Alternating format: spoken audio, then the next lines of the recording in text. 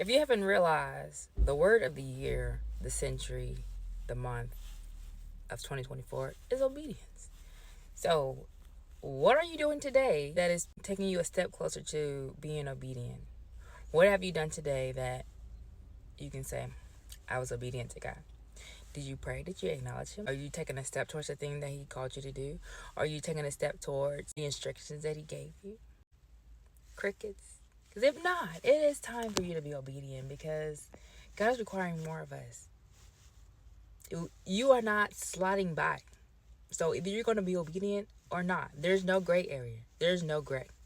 It's black or white, hot or cold, right? The Bible tells us if we're lukewarm. Some of us are lukewarm and been lukewarm for years, and you're content with that. But guess what? The Bible says if you're lukewarm, God's going to spit you out, okay? Because lukewarm food, water, anything, disgusting, okay?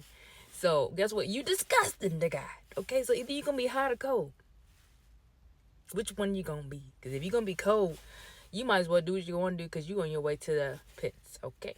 But if you're going to be hot and you're going to be on fire for God, then man, friend, be obedient to God. It's imperative for your life, for your next, for things that you have asked God for. I'm just trying to help you out. So what are you going to do? Obey. Type obey below if you're going to obey God and do the thing that He's called you to do so that you can become all that He's called you to be. It's time to obey.